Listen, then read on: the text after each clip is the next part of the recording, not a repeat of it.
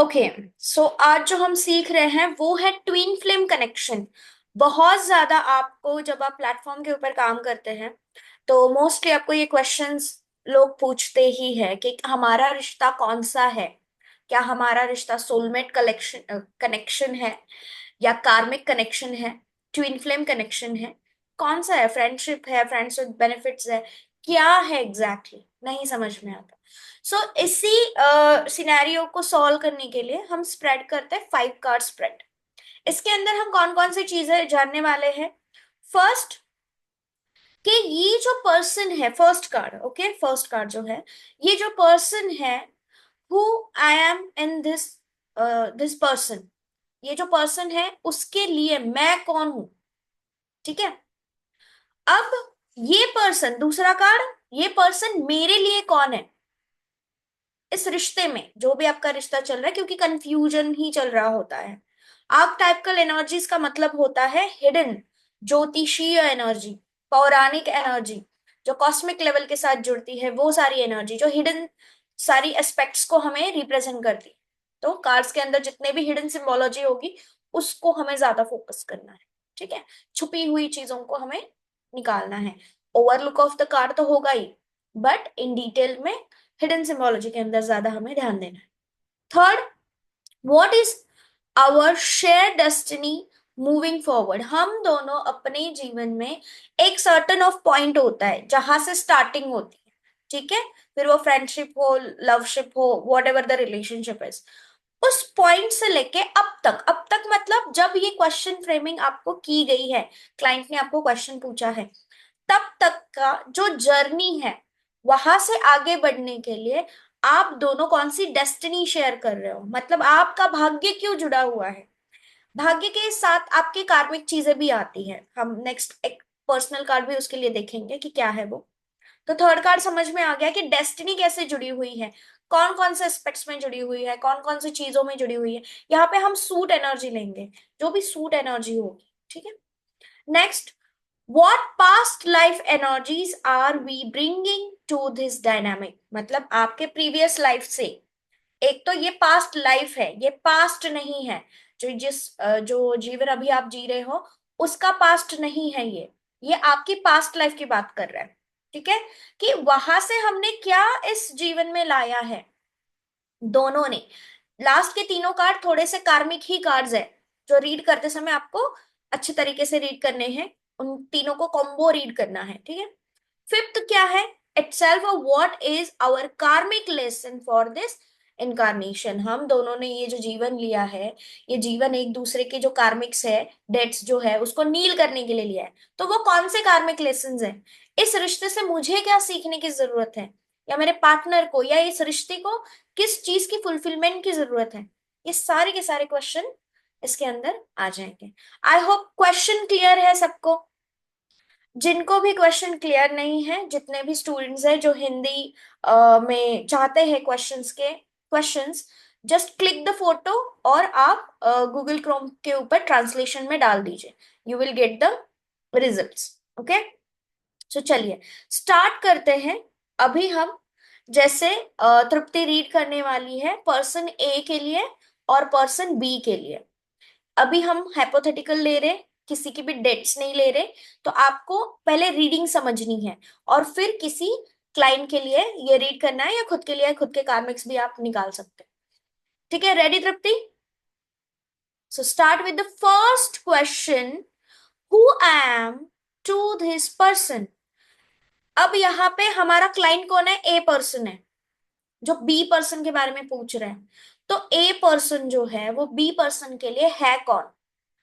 जो भी लोग यहाँ पे वीडियो देख रहे हैं, ये कन्वीनियंटली आप अपने नाम ले सकते हो, या फिर ए बी के फॉर्मेट में भी ये सीख सकते हो। जब स्प्रेड हम सीखते हैं तो हाइपोथेटिकल पहले सीखना चाहिए, और उसके बाद आप किसी भी क्लाइंट की name, date of birth, energy collect करके रीडिंग कर सकते हैं। ठीक है, चलिए स्टार्ट करते हैं Tripti. The first card, unmute yourself. I hope अब क्लियर है सारे questions. Yes.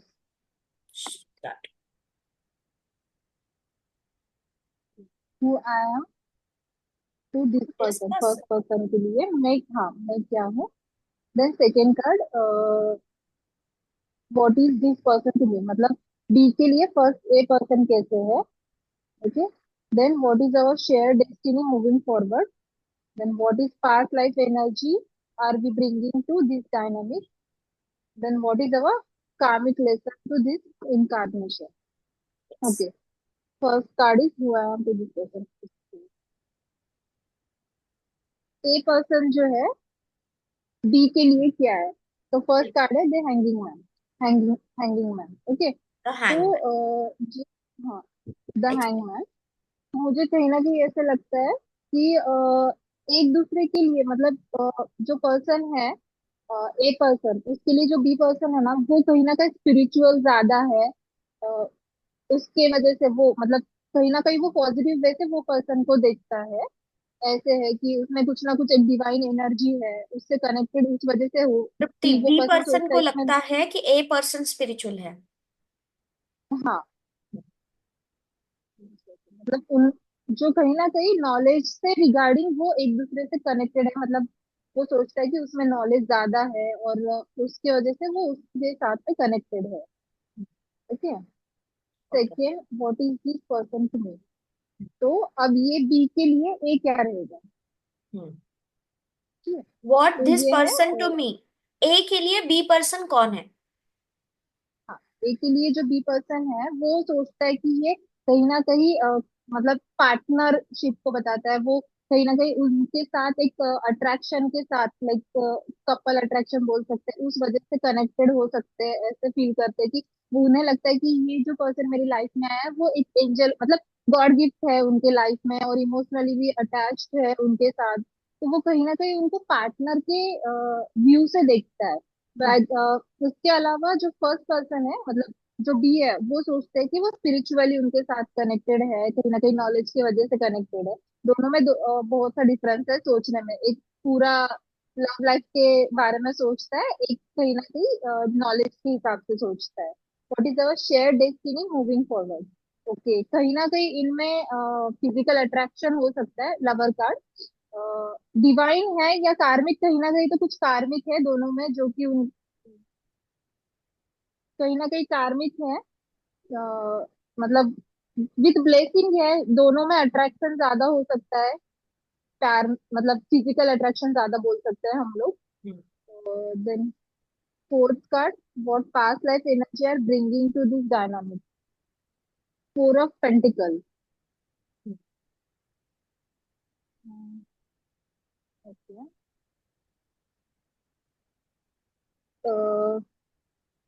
What is, what क्या past life past energy are life से, ब्रिंगिंग।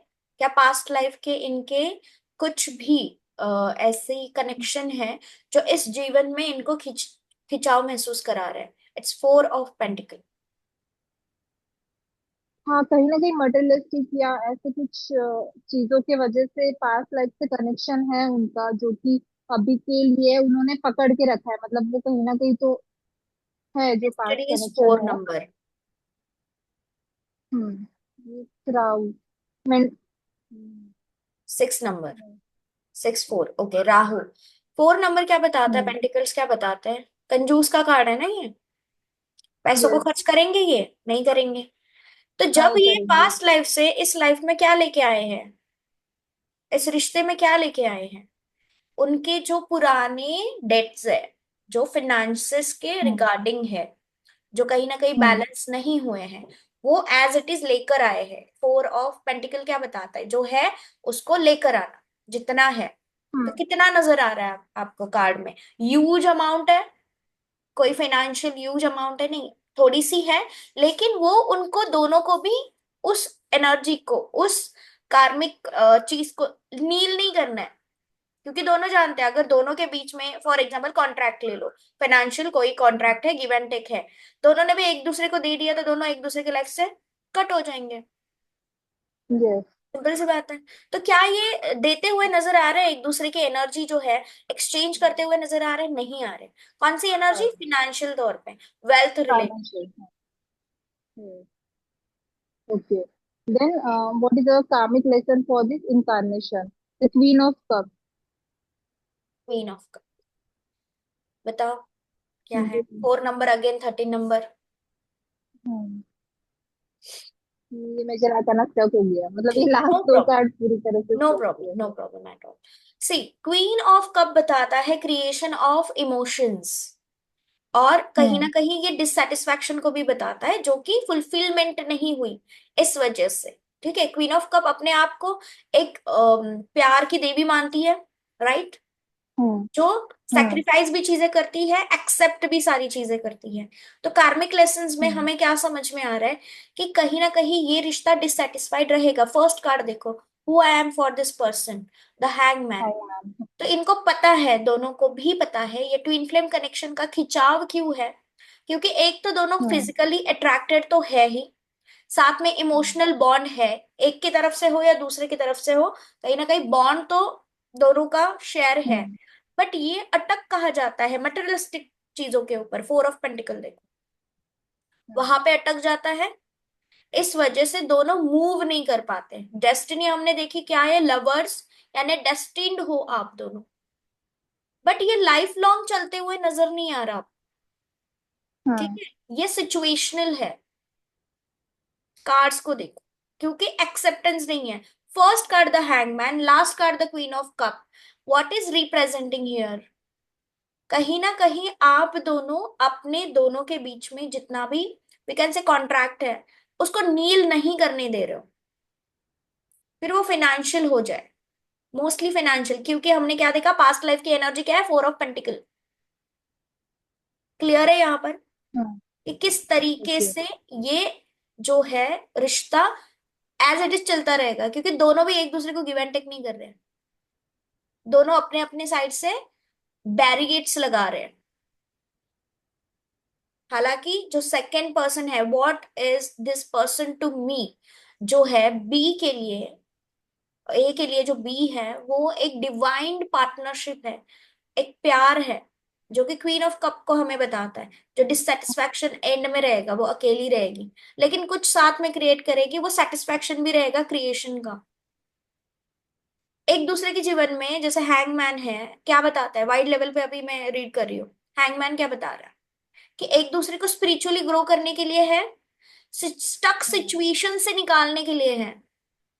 तो ए हम्म। के जीवन में जो बी पर्सन आया हुआ है, वो अपने वो कुछ ना कुछ ऐसे मौकों पे आएगा। मैंने पहले ही कहा था स्टार्टिंग में, कुछ पॉइंट होता है, उस पॉइंट से स्टार्टिंग होती है। तो वो जो पॉइंट रहेगा ना, हम्म। वो रहेगा कि जो पर्सन है वो अपने जीवन में बहुत ही स्टक है। कुछ समझ में नहीं आ रहा कि मुझे क्या करना चाहिए, कैसे करना चाहिए, फाइनेंशियली, मोस्टली फाइनेंशियली। तो ये जब पर्सन इस जीवन में आएगा, एंटर करेगा, तो इसके सारे ना दिमाग की बत्तियां खुल जाएंगी कि अरे हाँ, ये भी तो कर सकते हो, ये भी कर सकता हूँ, ये भी कर सकते हो। क्योंकि इसकी एनर्जी एक दूसरे की एक्सचेंजिंग एनर्जी है। लव एनर्जी और टू हम्म। ऑफ कप की एनर्जी देखो, ये ट्विन फ्लेम कनेक्शन है। क्या है या नहीं? अगर यस नो में वाइडर एनर्जी हम रीड करेंगे तो yes, this is a twin flame connection. कुछ कार्ड्स ओके। में जब आप रीड करोगे तो नहीं भी आएगा। ठीक है, कुछ अलग से कार्ड आ जाए, लेकिन अभी जैसे तृप्ति ने रीड किया, तो ये ट्विन फ्लेम कनेक्शन है। ट्विन फ्लेम कनेक्शन जो होते हैं वो मैरिज के लिए मोस्टली नहीं बनते, वो आपके ओके। अवेयरनेस के लिए बनते हैं। आपके जीवन में जब भी कुछ खामियां होंगी, कमियां होंगी, तो ये पार्टनर ऑटोमेटिकली इन हो जाएगा। ये इन आउट एनर्जी को बताता है। जरूरत पड़ने पर आपके एनर्जी बैलेंस करने के लिए ये इंसान आपके ओके। जीवन में आता है। आप दोनों एक दूसरे के जीवन में इमोशनल सेटिस्फैक्शन, री इनकारनेशन देखो, कार्मिक लेसन देखो, क्या है, 13 नंबर ठीक है। और 4। हम्म। ठीक है, ये ऐसे ही बताता है, ऐसी सोच को बताता है कि जब भी आप इमोशनली ड्रेन होंगे, ये इंसान आपके जीवन में आएगा, ताकि आपको एक नई होप मिले, new creation of life okay. मिले। ठीक है, तो इस रिश्ते को शादी के तौर पे, या इस रिश्ते को आपको किसी भी कमिटमेंट के तौर पे नहीं देखना चाहिए, क्योंकि ये सारे कार्ड्स नॉन कमिटेबल है। 2 ऑफ कप, द हाँ। लवर्स कार्ड, ये क्या बताते हैं, कनेक्शन, एनर्जी एक्सचेंज को बताते हैं। ठीक है, हाँ। मैरिज कार्ड्स नहीं है ये इमोशनल कार्ड्स है। और कप के कार्ड्स देखो, क्वीन ऑफ कप का कार्ड है यहाँ पे, the hangman, okay. Which is also a connection to the divine. connection with the hmm, emotions, connection with the spirituality, but not taking action. okay, समझ आ रहा है? Wild level पे जब हम रीड करते हैं तो किस तरीके से करते हैं, छोटी छोटी डिटेलिंग्स पे जाना है। अब जैसे कि हमने हिडन सिंबोलॉजी में सीखा था, जो हैंगमैन है वो कहीं ना कहीं फर्टिलिटी और कंसीवेशन के इसमें हमने देखा था कि अटक से गए हैं, स्टैग्नेंट है, ठीक है, प्रोग्रेसिव नहीं है। तो ये इंसान जब जीवन में आएगा तो फिजिकल अट्रैक्शन भी बढ़ेगा, हार्मोनल चेंजेस भी होंगे, ठीक है, बैलेंस तौर पे होंगे, जो कि इनको कुछ new creation, queen of cup, new creation, it might be a soul, ठीक है, जो डिससेटिस्फैक्शन है लव लाइफ में उसको बैलेंस करने के लिए आ रहा है। देखो, ये मैरिड हो जाए या अनमैरिड हो जाए, दोनों के लिए, अभी तो हमने हाइपोथेटिकल देखा है, अभी हमने किसी पर्टिकुलर इंसान का नाम नहीं लिया, तो बहुत सारे परम्यूटेशन कॉम्बिनेशन इसके बनेंगे, ऐसा भी हो सकता है, वैसे भी हो सकता है, वैसे भी हो सकता है, हर किसी के इंट्यूएशन के रिगार्डिंग ये बनेंगे, इसीलिए इसको मैंने हाइपोथेटिकल रखा है, ताकि आप एक्सप्लोर करो, सिंबोलॉजी के अंदर एक्सप्लोर करो। ये रिश्ता कहीं ना कहीं angel blessing, divine blessing, two of cup, hangman जो चक्र है हैंगमैन के पीछे, या लवर्स कार्ड हो गया, ये सब डेस्टिन्ड बताते हैं कि डिवाइन ने आपको एक दूसरे के जीवन में लाया, आपने एक दूसरे के जीवन में खींचा नहीं है। लेकिन आप दोनों एक दूसरे से दूर क्यों हो सकते हो? पैसों की वजह से। पास्ट लाइफ एनर्जी देखो, एक्सचेंजिंग एनर्जी नहीं है, जहां पे भी हाँ, पैसों की बात आएगी ये रिश्ता कहीं ना कहीं डामाडोल हो जाएगा, डिससेटिस्फैक्शन में आ जाएगा। ये दोनों एक दूसरे के इमोशनल बैलेंसिंग के लिए पार्टनर्स हैं। समझ आ रहा है? और जितने भी स्टूडेंट्स ये देख रहे हैं वीडियो, अगर कुछ भी डाउट है तो कमेंट। क्लियर? तृप्ति? yes, चलो, एक फाइनल आउटपुट कार्ड निकाल लेना, bottom of deck. What is the bottom of deck? सारे कार्ड्स इकट्ठे करने के। नाइन, हाँ, the nine nine of of pentacle. Pentacle. देखो कितना खूबसूरत कार्ड है, ये दोनों इंडिविजुअल अपने अपने लाइफ टाइम में, अपने अपने लाइफ में फाइनेंशियल ग्रो करेंगे जब ये रिश्ता इनके जीवन में आएगा। नाइन ऑफ पेंटिकल क्या बताता है? Four of pentacle, nine of pentacle.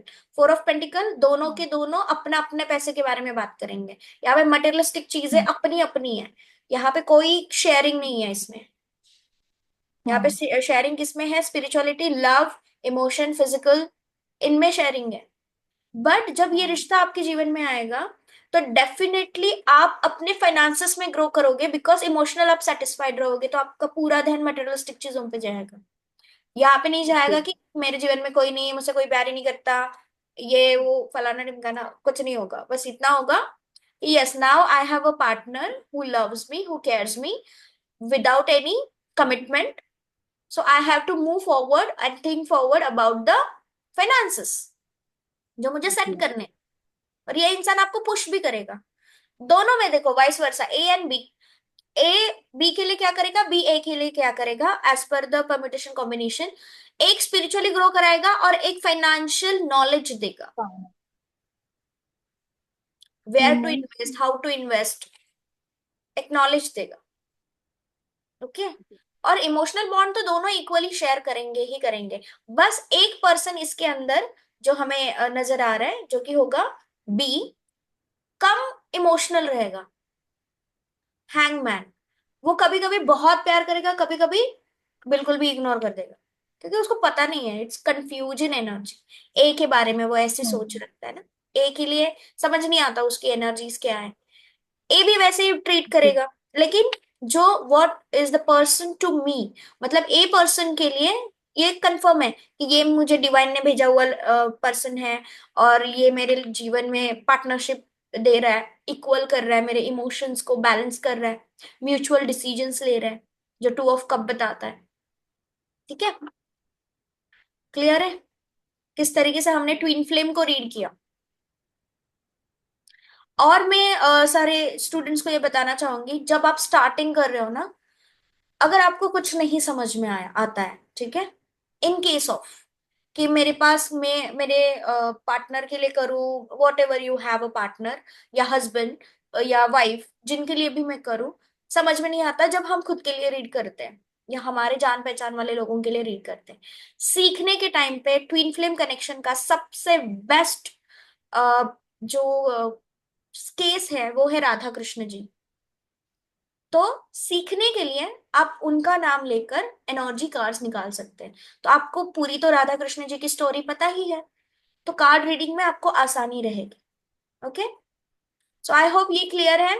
चलिए अभी हम नेक्स्ट सेगमेंट में एंटर करते हैं।